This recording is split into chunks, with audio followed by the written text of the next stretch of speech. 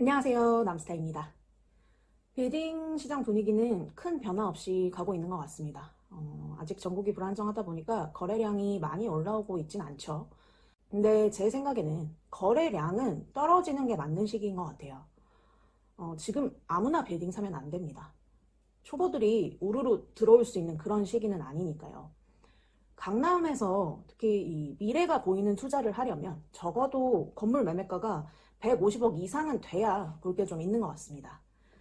소액으로 빌딩 투자를 경험해보겠다. 이런 초보 투자자들이 바로 강남에 진입하긴 힘든 시장이죠. 그리고 갈수록 이 매수자들의 눈높이도 높아지다 보니까 양극화는 더욱더 심화되고 있습니다. 이건 강남뿐만 아니고 서울 주요 지역 어디든 전부 마찬가지인 것 같아요. 요즘 압구정 도산공원 인근 상권은 여전히 핫하죠. 평당 3억 넘게 거래되고 핫한 브랜드들 집중되고 팝업 열리고 하다 보니까 투자자들의 관심도 여전히 높습니다. 근데 저는 개인적으로 이제 개인 투자자들이 이 일종 일반 주거지역에 3억 넘게 주고 여길 들어간다? 이건 해선 안 될 투자라고 생각합니다. 기업들이 이제 장기적으로 본인 브랜드 가치 향상을 위해 선점하는 이런 형태의 거래들이니까 이런 금액 투자가 가능한 거지, 이걸 보고 후발주자로 개인들이 이런 금액으로 따라 들어가는 거는 많이 위험하다 생각되거든요. 그럼 대체제가 뭐냐? 어딜 봐야 되냐? 많이들 물어보시는데요. 어렵다, 불안하다 이런 말들이 나오는 시기일수록 결국 우리가 봐야 되는 건 딱 하나인 것 같습니다. 수요가 검증된 입지. 이게 핵심인 것 같습니다. 부동산은 결국 처음도 입지, 끝도 입지라고 생각하거든요. 그럼 이런 시기에 어떤 입지를 봐야 하느냐의 문제인데 결국 수요의 문제거든요. 수요는 곧 일자리, 그리고 선호되는 입지라고 생각해요. 즉, 오피스 수요가 많은 입지와 전통적인 부촌으로 꾸준한 수요가 있는 곳. 이 두 가지 지역이 가장 정석적인 수요 집중 지역이라고 생각하는데, 예를 들면 오피스 기반으로 성장한 곳이 대표적으로 테헤란로 일대 같은 곳이 있고, 또 신흥 오피스 상권 중 하나가 성수죠. 성수가 요즘 팝업이 몰리면서 상권으로 워낙 핫한 곳이라 그쪽으로만 부각이 많이 되는데, 성수의 근간은 사실 준공업 지역을 기반으로 한 오피스 밀집 지역이죠. 그래서 제가 성수의 가치를 높게 평가합니다. 또 부촌으로 꾸준한 수요가 있는 곳들은 청담동, 한남동 이런 곳을 꼽을 수 있죠. 고급 주택이 밀집되어 있는 지역. 이 부촌이 투자처로 안정적인 이유는 자산가들이 모여있는 지역은 수요가 꾸준합니다. 제가 많은 고객분들을 만나다 보면 이 생각보다 많은 자산가분들이 잘 아는 지역, 그래서 편안한 지역에 투자하시길 원하시더라고요. 내가 살아왔고 살고 있는 지역과 가까운 곳. 그래서 내가 공부를 막 많이 하지 않아도 딱 보면 답이 나오는 그런 곳.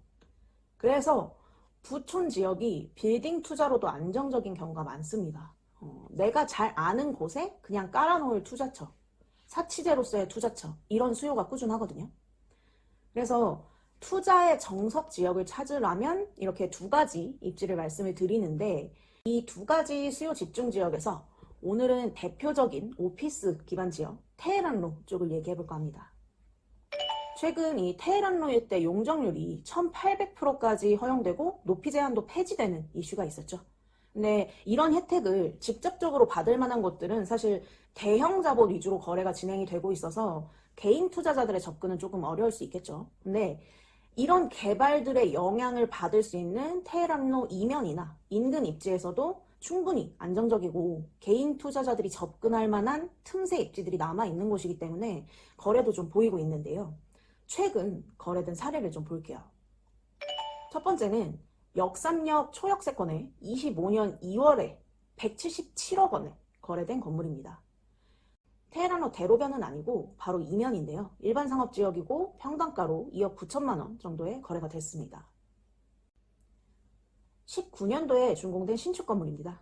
지하 2층에 지상 10층까지 용적률 568% 정도로 올라간 건물이에요. 연면적 430평이고 신축 건물답게 외관이나 이런 컨디션은 당연히 좋고요.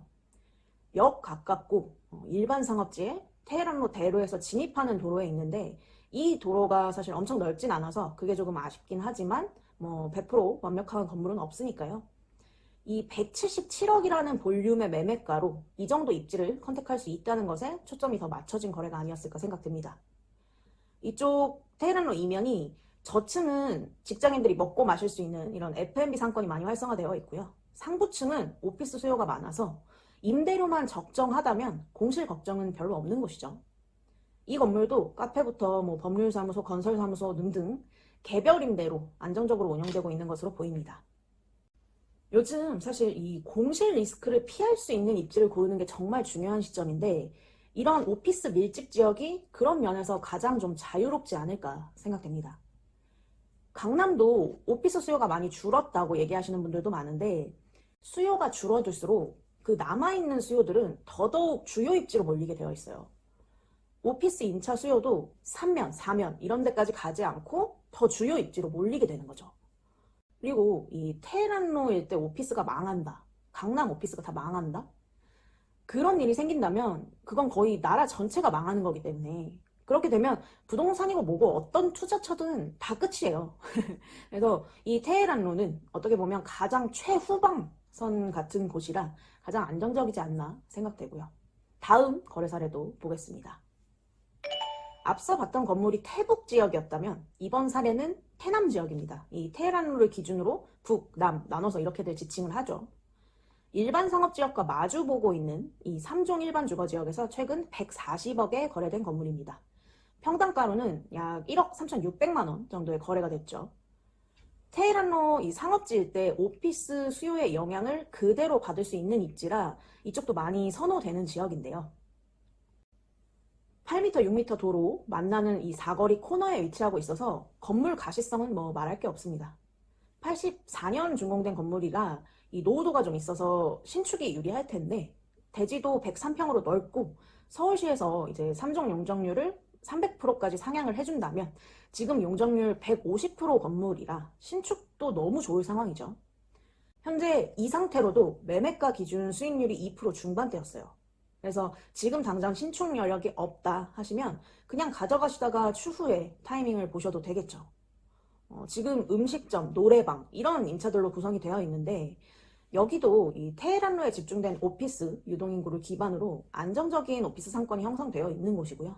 그래서 저층은 이런 F&B, 그리고 상부층은 오피스 이렇게 개별 임대로 상부층까지 잘 맞춰질 만한 곳이라 더 매력적인 것 같습니다. 이번에 거래된 곳 같은 라인 이 반대편 코너에 작년에 148억, 평당가 1억 4,300만 원 정도에 거래된 건물이 있어요. 지금은 멸실되고 신축 공사가 진행 중인 곳입니다. 그냥 이렇게 단순 비교해도 이번에 거래된 곳이 더 좋은 평당가로 거래가 됐는데 저는 이 같은 라인 똑같은 코너지만 이번에 거래된 코너 건물이 더 현장감이 좋다고 생각하거든요. 이번 사례는 올해 상반기에 굉장히 잘 매수하신 사례로 손꼽을 만한 건물이 아닌가 싶습니다. 이렇게 최근 역삼역 인근 테헤란로 인접 지역에서 거래된 사례들을 좀 봤는데요. 제가 왜 테헤란로 이면 이 오피스 상권이 주목할 만한 입지라고 얘기를 하는지 그걸 좀 봐야겠죠. 테헤란로 대로변 건물 사고 싶죠, 당연히. 근데 현실적으로 개인이 접근하기 힘들죠. 평당 뭐 6억이 다 넘어가고 규모도 크고 하다 보니까 거래도 대부분 대형 자산가들이나 뭐 기업 위주로 이루어집니다. 근데 바로 이면만 들어와도 개인이 접근할 수 있거든요. 이면이어도 이 테헤란로의 오피스 수요는 그대로 영향을 줍니다. 이 기업들은 임대료가 조금 더 합리적인 이면으로도 충분히 움직여요. 입지만 좋다면 이면에서도 얼마든지 장기 임차 수요 확보가 가능한 거죠. 게다가 이런 이면들은 업무시설과 근린상업시설이 혼재된 구역이라 다른 지역들에 비해 개별 임대로 공실 리스크를 좀 줄일 수 있는 곳들이 많고요. 이렇듯 오피스 상권의 강점은요. 공실 걱정이 적고 수익 예측이 가능하다는 점입니다. 유행 상권처럼 뭐 엄청난 임대료 폭등은 없지만 반대로 임대료 하락도 잘 없고 꾸준합니다. 여기서 중요한 건 이 상권이 직장을 가진 사람들이 매일 오는 곳이라는 거죠. 놀러 오는 곳이 아니라 일하러 오는 곳이라는 거죠. 일하러 오는 사람보다 놀러 오는 사람이 더 많은 곳은 분명히 유행을 탑니다. 서두에 얘기했던 도산공원 상권. 공실 천국이던 곳이 갑자기 확 살아났죠, 상권이.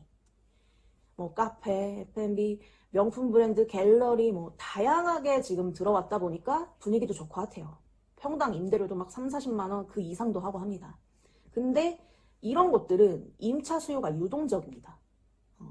이런 지역은 트렌드 한번 바뀌면 임대료도 흔들리고 공실도 늘어요. 추후에 이 유행이 지나가면 지금 3억이 넘어가는 이런 거래들은 절대 수익률이 맞춰질 수가 없습니다. 개인들이 임대 수익용으로 투자하기에는 그만큼 리스크가 있다는 얘기죠. 근데 반면 이런 테헤란로, 이면 같은 곳들은 어떨까요? 직장인들이 매일 오고 기업이 임차를 해요. 이유가 있든 없든 출근은 해야 되잖아요.